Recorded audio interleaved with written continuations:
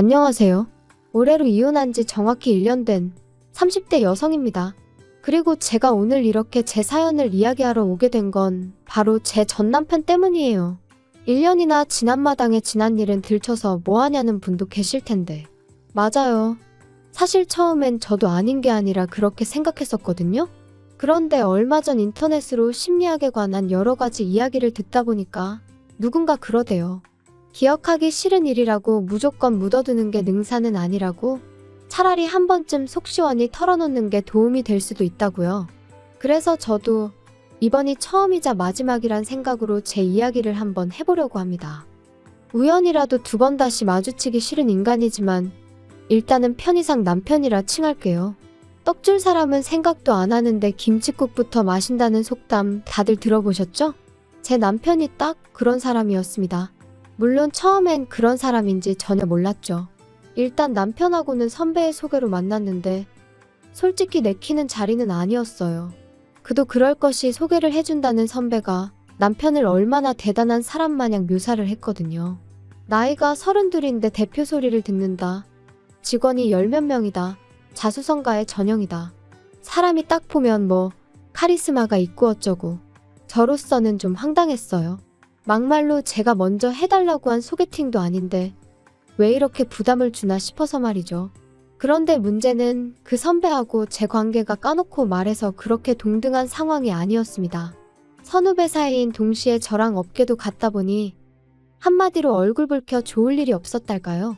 그래서 말 그대로 울며 겨자 먹기로 나갔던 자리였는데 남편이 어찌나 적극적으로 들이대던지 소개받고 얼마 지나지 않아 본격적으로 연애까지 하게 되었어요. 사귄 지 1년하고 2달째 되던 때 정식으로 프로포즈도 받았고요. 하지만 프로포즈를 받고 시댁에 처음 인사를 드리러 갔던 날 저는 생각지도 못한 상황을 맞닥뜨렸습니다.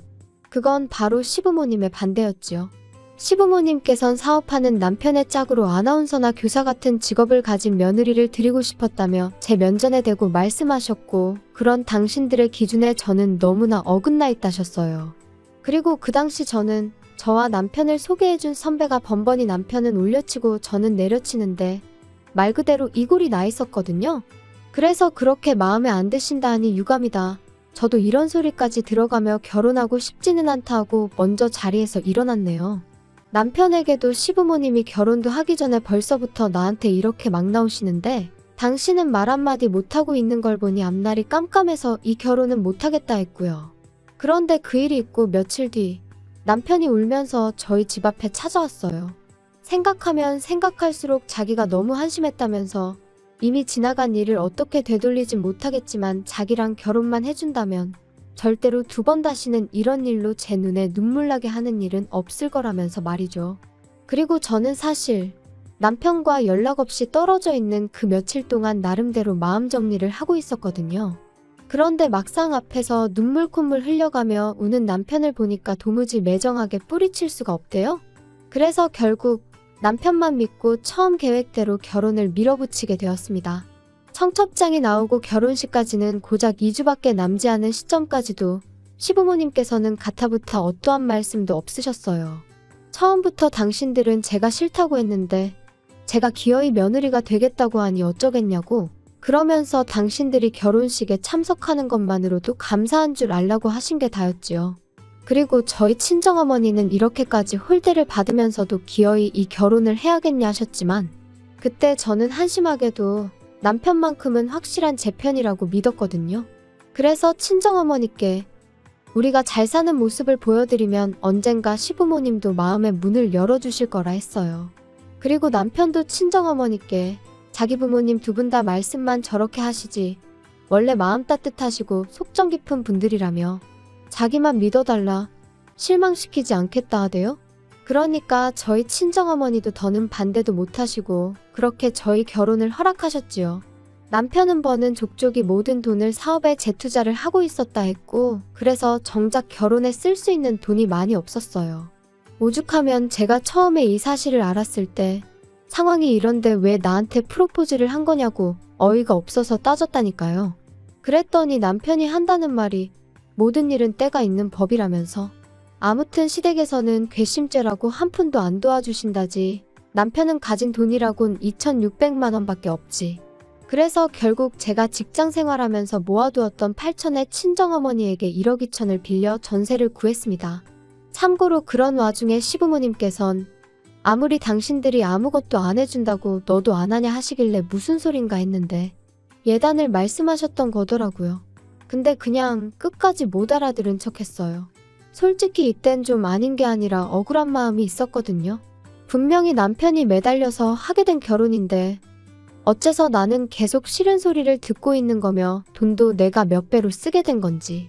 하지만 결혼식 날짜가 정말 코앞으로 다가왔는데 내가 생각 좀 해봐야겠으니 시간 좀 갖자. 그 시점에 그 소리를 할 수 있는 여자가 몇이나 되겠어요? 저도 별반 다르지 않았습니다. 지금 돌이켜 생각해보면 사람들 입방아에 오르내리는 거 그거 며칠 가지도 않았을 텐데. 한편 결혼하고 한 2년 동안은 정말 정신이 하나도 없었어요. 일단 남편은 사업으로 눈코 뜰 새 없이 바빴고 저 또한 직장에서 승진을 하면서 업무량이 배로 많아졌거든요. 게다가 남편은 매일같이 영업을 이유로 술에 취해 밤늦게 귀가하는 일이 일상이었다 보니 어느샌가 집안일마저 당연하다는 듯이 제 몫이 되어 있었죠. 그뿐인가요? 저를 며느리라고 생각 안 하신다 하실 때는 언제고 언젠가부터 명절인데 아니면 뭐 누구 생일인데 하시며 저에게 며느리 도리를 요구하기 시작하시대요? 그리고 저는 한심하게도 그때는 시부모님의 그런 연락도 그저 반갑기만 했어요. 이제는 나를 인정해 주시려나 보다고 그러니 어떻게든 야무지고 싹싹한 모습을 보여드려야겠다 생각하며 말이에요. 그러다 전세 계약을 연장하고 2달쯤 지났을 때였습니다. 남편이 저에게 할 말이 있다 하더니 이사를 가자고 하더라고요. 뜬금없이 그게 무슨 소리야? 갑자기 이사라니? 갑자기 왜 이사를 가자는 건데? 내가 돈이 좀 필요해. 회사 일에 문제가 생겼어. 문제라니? 돈은 얼마나 필요한 건데? 아니 그리고 잠깐, 지금 전세 보증금으로 회사 일을 해결하자는 거야? 안 돼, 그건 안 되지.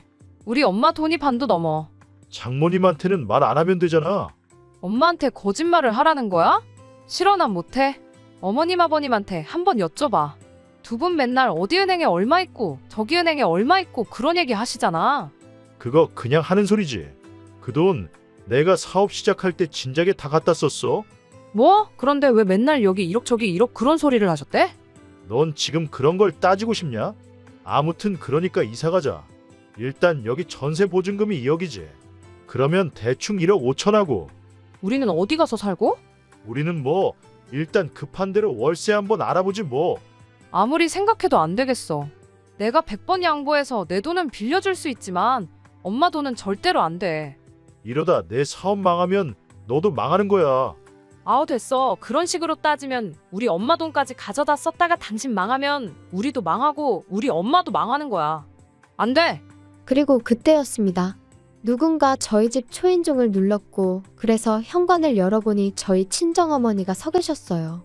당황한 제가 언제 오셨냐니까 방금 오셨다곤 하셨지만 제가 아무렴 명색이 엄마 딸인데 표정만 봐도 어떤 기분이신지 알 수 있었죠. 그리고 동시에 이때다 싶어서 남편이 저희 어머니를 붙들고 무슨 소리라도 할까봐 걱정이 되더라고요. 그래서 일단 어머니를 모시고 집 밖으로 다시 나갔습니다. 일단 카페라도 가자고 뭐가 됐던 거기서 이야기를 하자면서 말이에요. 혹시 전부 들으신 거예요? 들으셨어도 아무것도 신경 쓰지 마세요. 나 진짜로 엄마한테 그런 부담 드리고 싶지 않아요. 안 도와줘도 괜찮으려나. 최서방이 서운해하면 어쩌냐. 서운해하긴요. 서운할 걸로 치자면 나야말로 시부모님한테 서운한 일 투성인걸. 아무튼 엄마는 아무것도 신경 쓰지 마세요. 그러면 너 이사는 뭐? 가긴 가려고? 그래도 남편이니 네 돈 내 돈 성급기는 좀 그러니까. 일단 보증금에서 엄마 돈은 돌려드리고 남은 8천에서 3천은 월세 보증금하고 5천이라도 빌려줄까 싶어요. 그러면 그냥 네 돈 8천인가 그거 최서방 빌려주고 대신 엄마 집에 들어와서 살아. 그건 어때? 나야 괜찮은데. 정말 괜찮아요? 엄마는 덜 심심하고 좋지. 그리고 우리 딸 결혼하고 너무 말랐어. 엄마는 그게 너무 속상해. 그래서 좀 전에 그렇게 반찬을 해오신 거예요? 아이 참 괜찮은데. 아무튼 최서방하고 한번 얘기해봐. 엄마도 여유가 있으면 그 1억 최서방 딱 쓰라고 내주고 싶은데 그건 좀 힘들어. 미안해서 어쩌냐. 미안하단 말씀 진짜 절대로 하지 마세요. 이후로 어머니랑 이런저런 이야기를 좀 더 나눈 뒤 헤어졌고 저는 일부러 멀리 돌아서 집에 왔어요. 머릿속이 너무 복잡했는데 집에 일찍 가면 남편이 있으니 생각을 도무지 정리할 수가 없을 것 같았거든요.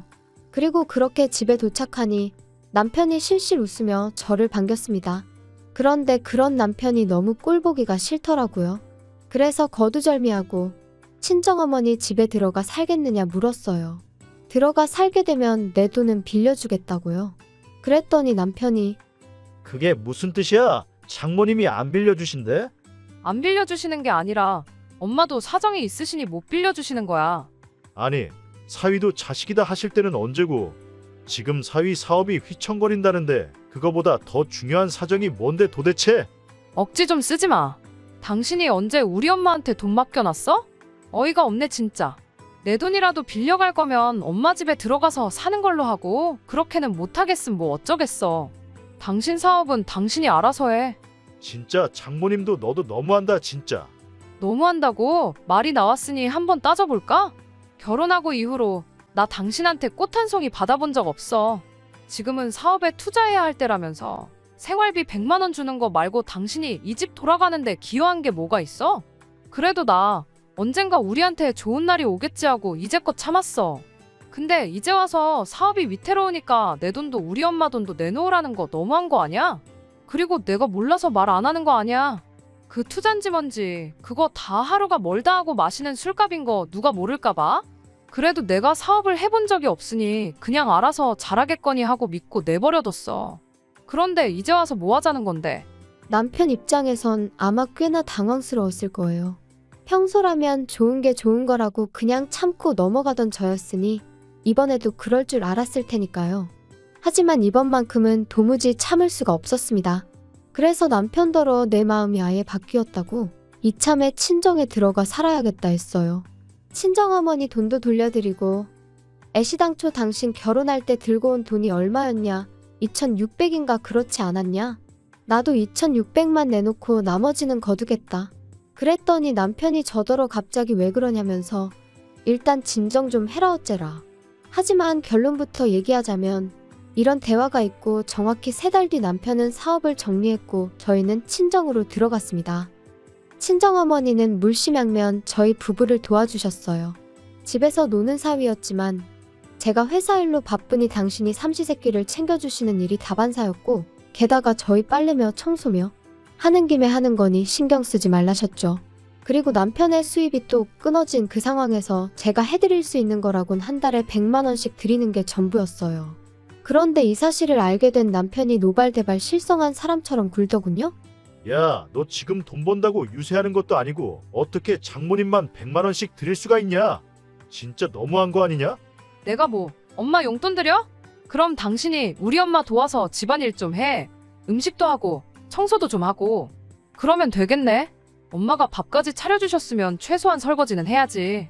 아무튼 엄마가 우리한테 해주시는 거 생각하면 100만 원도 적어서 송구스러울 지경이니까 괜한 트집 잡지 마. 그래도 이건 경우가 아니지. 드릴 거면 우리 부모님도 드려. 그래 그럼 다음 달부터 20만 원씩 드릴게. 그러면 되지? 뭐 20만 원? 어디 거지한테 적선하냐? 진짜 사람 열받게 하네. 드릴 거면 양쪽 똑같이 드리고 안 드릴 거면 양쪽 다 드리지 말아야지. 아니 양가에서 해주시는 게 다른데 뭘 다 똑같이 하라는 거야? 그럼 우리 엄마 집에서 얹혀 살면서 밥도 얻어먹으면서 아무것도 하지 말라는 거야? 난 내가 아무리 우리 엄마 친딸이어도 당신처럼 얼굴에 철판 깔고는 못 살겠으니까 100만 원 드리는 게 그렇게 눈꼴 시리면 나가자. 나가서 어디 반지하 같은 데 구해서 우리끼리 어떻게든 살아보면 되겠네. 사실 이렇게 다툴 때만 해도 친정어머니가 집에 안 계신 줄 알았어요. 그래서 평소보다 좀 목소리가 커졌는데 이제 싸움이 길어지다 보니 친정어머니가 귀가하신 것도 알아차리지 못했던 거죠. 세희야, 그리고 최서방도 내가 정말 속상해 죽겠다. 세희야, 너 이제 엄마한테 그 돈 주지 마. 그거 나 솔직히 부담스러워서 안 받고 싶었어. 최서방도 너무 불만 갖지 말게. 세희 입장에선 어쨌든 내가 지 엄마니까 안쓰러워 그런 거 아니겠나? 그리고 둘 다 돈 때문에 자꾸 싸우게 되나 본데 나중에 나 가고 나면 이 집 너희 거야. 그러니까 너무 돈돈돈하고 살지 말어. 씁쓸한 표정으로 말씀을 마치신 어머니가 저희 방에서 나가신 뒤 저는 아까보다 더 끓어오르는 화를 참을 수가 없었어요. 하지만 만약 제가 또다시 남편과 싸운다면 저희 어머니가 얼마나 스트레스를 받으실까 싶어서 꾹 눌러 참고 남편에게 짐 싸라고 했습니다. 당장 나가서 몇 날 며칠 찜질방서 지내게 되더라도 일단은 나가자고. 더 이상 어머니한테 신세지지 말자고 했죠. 그런데 남편은 그새 또 뭘 그렇게까지 하냐면서 일단은 알겠다고 100만 원씩 계속 드리라고 하대요. 그리고 이제 와서 말이지만 저는 제가 세게 나가면 남편이 오히려 꼬리를 내릴 거란 걸 알고 있었어요. 강강약약인 사람이었으니까, 자기가 불편한 건 조금도 못 참는 사람이었으니까, 친정어머니가 제공해주시는 이 편안한 생활을 마다할 인물이 못 되었거든요. 그리고 이후로 남편은 조금씩 달라지는 듯 했어요. 함부로 목소리를 높이는 법도 없었고 저희 어머니한테도 좀 조심하는 기색이 느껴졌지요. 그래서 어느 정도 정신을 차렸나 보다고 다행이라고 생각했는데 하루는 남편이 뜬금없는 이야기를 꺼냈습니다. 자기가 집에 있는 동안 부동산 공부를 좀 했다면서 재테크가 어쩌고 하더라고요. 무슨 재테크를 말하는 건데? 아니, 우리 부모님 사시는 그 빌라 있지? 그거 재개발할 거라나 봐. 그런데 우리 부모님은 그거 그냥 정리하고 어디 다른 데로 이사 가고 싶으시다네. 그래서 말인데 우리가 부모님 빌라를 사는 게 어때? 뭐 어머님 아버님 사시는 집을 우리가 사자고? 그 35년 된 빌라를? 어우 됐어. 그게 무슨 재테크야. 돈 낭비지. 아니 그리고 무엇보다 돈이 어딨어서 아까부터 재테크 타령이래. 돈이 왜 없어? 이 집 팔면 되지. 이 집 알아보니까 지금 8억 가까이 되더라. 8억이나 많아. 이건 엄마 집인데 이걸 우리가 왜 팔아? 아니, 그때 장모님이 나중에 우리 주신댔잖아. 그건 나중에 나중에. 진짜 뭔 말을 못하겠네. 자꾸 무조건 싫다고만 하지 말고 생각을 좀 해봐. 우리 부모님이 당신들 사시는 집을 6억에 내놓으실 거래. 그 35년 된 빌라를, 방도 2개밖에 없는 그 빌라를 6억에? 아우 됐어. 말이 좀 되는 소리를 해. 20억까지 갈지도 모른다니까. 아니 도대체 어디서 뭘 듣고 온 거야. 아무튼 쓸데없는 소리 하지 말고 부동산 공부니 뭐니 헛소리도 하지 말고 그냥 제발 일자리나 알아봐. 지금 벌써 몇 달째 놀고 있는지 알지? 나 진짜 당신 이럴 때마다 힘 빠져. 나야말로 진짜 너한테 실망이다. 기껏 재산 늘릴 방법 공부해서 알려주니까 고맙다고 말은 못할 망정. 그리고 장모님이 이 집 우리 주신다고 했는데 그거 좀 일찍 파는 게 왜 안 된다는 거야. 아니 막말로 팔았다 치면 우린 어디 가서 사니? 우리 엄마는? 우리 부모님 집에서 살면 되지. 그러니까 지금 우리 엄마 재산으로 시부모님 빌라 팔아드리자고? 우리 엄마더러 이 멀쩡한 집 두고 그 35년 된 빌라 가서 사시라고 하라고? 당신은 그게 말이 된다고 생각해? 뭐가 어때서 우리 부모님도 사시는데 장모님이 좀 사시면 어디가 덧나냐? 아이고 어이가 없다 진짜. 이제 보니까 재테크는 무슨 우리 엄마 재산 시부모님한테 나눠드리자는 소리로밖에 안 들리네요. 쓸데없는 소리 한 번만 더 해봐 진짜. 나 안 참아 진짜. 하지만 남편은 제 경고에도 불구하고 그때부터 낮이고 밤이고 재테크 타령을 해대느라 정신이 없었습니다. 그리고는 급기야 자기 마음대로 저희 어머니 집을 부동산에 내놓고 왔더라고요. 남편이 볼 일이 있다며 잠시 집을 비웠던 날 부동산에서 집을 보러 왔다고 찾아왔는데 저랑 저희 엄마랑 얼마나 당황했는지. 그래서 설마 싶어 그때부터 집 근처 부동산 총 6곳을 찾아가 보니 세상에 싹 다 내놨더군요. 그것도 금매로요. 저는 끓어오르는 분노를 더는 참을 수가 없었습니다. 남편하고 이야기해봤자 소용도 없겠다 싶었고요. 그래서 정말 마지막 희망을 가지고 아버님께 전화를 드렸어요. 그래도 시부모님은 적어도 뭐가 옳고 그른지는 확실히 아시겠지. 그러니 아들인 남편에게 한마디 따끔하게 해주시겠지 하는 마음으로 말이죠. 하지만 피는 못 속인다더니 그 얘기라면 이미 두영이한테 다 들었다. 걔 입장에선 그렇게 생각할 만하더라. 준다고 했으니 팔아도 된다고 생각을 했던 거겠지. 그리고 내가 말을 안 하려고 했다만 너는 니네 엄마 여기 와서 고생하는 건 싫고 네 시부모 여기서 고생하며 사는 건 상관없냐? 그런 이야기가 아니잖아요 아버님. 아무튼 우리가 더 서운하다. 그리고 니네 엄마한테도 확실히 얘기해. 주기로 했으면 주셔야 되는 거라고.